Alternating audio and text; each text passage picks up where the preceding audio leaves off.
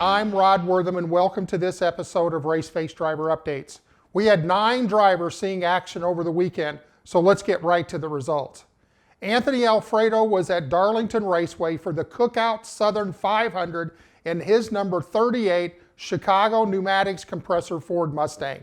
Anthony started the race in 32nd due to no qualifying, but was able to bring home a top 25. Let's check in with Anthony for a post-race recap. Top 25, my first Southern 500. I've been coming to this race for the last few years as a fan, so pretty cool to race in it and have a successful day. Top 20 was in our reach, but just didn't work out there with the way the cautions fell right after our green flag stop, so we had to fight back and felt like we had to pass the same guys like 5 times tonight, but we rebounded, top 25. Shouldn't get too greedy because it's just nice to have a good finish for the first time in a little while, so we have something to build on for the next one. Up next for Anthony, NASCAR Cup Series at Richmond Raceway on September the 11th. Sheldon Creed was also at Darlington Raceway on Sunday for the NASCAR Camping World Truck Series In It to Win It 200. Sheldon entered the race with no pressure, having already advanced to round 2 with his win at Gateway. The number 2 LiftKidsForLess.com had one goal: to collect as many playoff points as possible and win the race. Sheldon led the field to green, then pretty much dominated the race, leading 104 of 147 laps to record his 3rd victory of the year and 2 in a row. Up next for Sheldon, Bristol Motor Speedway on September the 16th. Jesse Love returned to the dirt in the ARCA Menard Series at the 1 Mile Oval in DuQuoin, Illinois for the Southern Illinois 100. Jesse set quick time in practice, but hit something on the track, destroying the nose of his number 15 Mobil 1 Toyota. The team went to work replacing the front nose, but was not able to qualify. Jesse started 15th, raced his way into the top 5 before hitting a rut, tearing the radiator out of his car, ending his day. Up next for Jesse, ARCA Menards West Road Course at Portland International Speedway on September the 12th. Bryce Bezanson was at Hermiston Raceway for the Northwest Super Late Model Atomic 125. Bryce qualified as number 7 Friends of Jacqueline Ford in the 15th position, but was involved in a lap 1 incident that completely tore off the left side of his car. Team Jefferson Racing made the necessary repairs to get Bryce back on the track. He then raced his way into the top 4, but had to endure several late restarts, all from the outside, losing positions each time, and ended the day by finishing in 8th.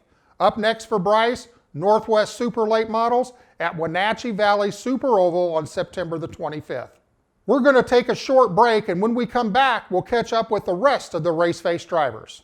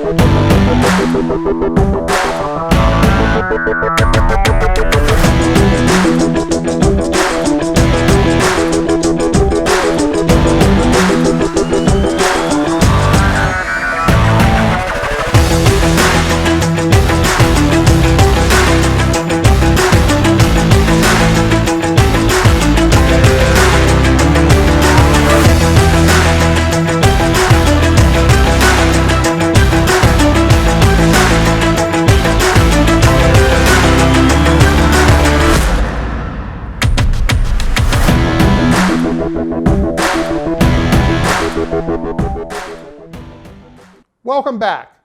Joe Valento had a weekend away from the Cars Tour, but made the trip to Hickory Motor Speedway to get some additional seat time in the Bobby Isaac Memorial. Let's check in with Joe for a race recap. Hey guys, Joe Valento. Just wrapped up here at Hickory Motor Speedway for the Bobby Isaac Memorial Race. Ended up with a top 10 finish after being spun out. Can't complain about that. Thanks to all the David Gillen Racing guys for all their hard work this weekend. We threw a lot of swings at the car, getting it to where I wanted to, and just didn't quite come out on top this weekend. Would also like to thank Ford Performance, Nitro Lubricants, Napa Auto Parts, the Friends of Jacqueline Foundation, and Raceface Brand Development. Up next for Joe, Cars Tour at Tri-County Speedway on September 11th. Caden Honeycutt did a little 604 dirt late model racing over the weekend in Florida.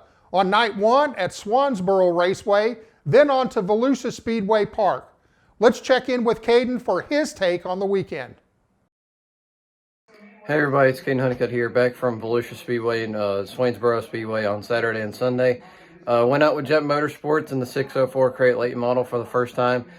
We ended up doing really good. Went from 12th to 4th on Saturday and 22nd to 6th on Sunday at Volusia. We just had really bad luck to start the race and qualifying from Saturday and the heat race on Sunday. Had a wheel split straight in half on Sunday in the heat race in the lead. So we had a straight up bad luck there this couple days. So but we still had fun, learned a lot, and was able to test if I was actually still good or not in the actual dirt late model. So I've learned a lot, and I think I'm good at what I do right now. So hopefully we can improve and get better. And next race will be $50,000 to win in Chatham, Louisiana for the 604 late model. Hopefully we have that all ready to go, and hopefully we can bag $50K next week on to Tri-County in the car store.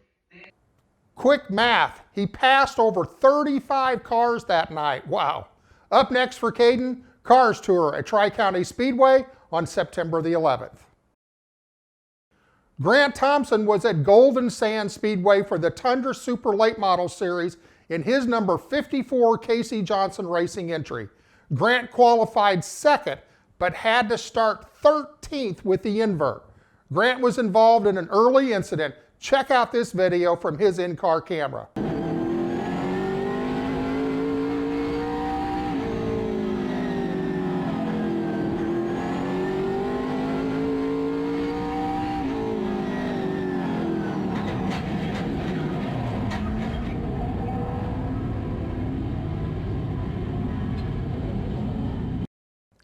Man, things happen fast when you're turning 12-second laps. After pitting for repairs, he had to restart 23rd. The young Mobile, Alabama driver worked his way back up to 12th before a car in front of Grant stalled, collecting him, ending his day. This was the first DNF of the year for Grant. Up next for Grant, Tundra Super Late Models on September 25th at Dells Raceway Park. Carter Whalen was at Huntsville Quarter Midget Association for the final round of the Dixie Shootout Series. Carter won his heat race and finished second in the A main in Heavy Honda. In Heavy World Formula, he won his heat race and finished third in the A main. And in Heavy 160, he finished second in his heat race and fourth in the A main. Carter also ran a Mod World Formula for the first time and gained some valuable experience for next year. Up next for Carter, North Georgia QMA on September the 18th. Cole Denton took his number 46 Bandolero to Firm Motorsports Park for the inaugural Fall Road Course Series. Cole competed in 4 different races over the weekend. In race 1, he qualified on the pole and finished 4th. In race 2, he qualified 2nd and finished 7th. In race 3, another pole and finished 4th. And finally, race number 4, no qualifying, started 5th and parked it in victory lane. Let's check in with the driver for a short recap. Hey guys, my name's Cole Benton. Today I'll be giving you a race recap from the first ever Fall Road Course Series at the Firm in Stark, Florida. Race 1, 2, and 3 qualified on the front row with 2 poles. And unfortunately, midway through every race, I would have brake issues. They would start going out. And thankfully, I was able to keep 2 fourth place finishes, but sadly, 1 DNF. Race 4, the big day. No practice and no qualifying, and it's National Qualifier Day. Start at 5th, and come to the green, green. I was able to work my way into first in one lap and had several passes for first and second. Thankfully, I was able to pull away and hold off second place for the last 2 laps and pull off the win. I'd like to thank the Lord for keeping the racing community safe, my mom and dad, my family, Bacon Racing, Raceface Brand Development, and a shout out to FOJ Foundation. Bye everyone. Up next for Cole, a double hitter at Chris Motorsports Park on September the 11th. Other drivers seeing action this weekend include Joey East, who will return to the ARCA Menard Series at Portland International Raceway on September the 10th. Connor Mozak will be at Watkins Glen International for the Trans Am TA2 Series on September 11th and 12th, and Cassidy Hines will be back in her pro truck at Colorado National Speedway on September the 11th for dual features. Well, that's it for this week's Raceface Driver Updates. And remember, if you've missed any of our shows, you can get caught up at raceface.tv on demand. Don't forget to follow us on social media. Make sure to check out Speed Zone Race Store for the latest in apparel. As always, we encourage you to support local racing in your communities. We'll be back with you next week with more from your favorite Raceface drivers. So go out there, have a great race week. I'm Rod Wortham. Thanks for watching.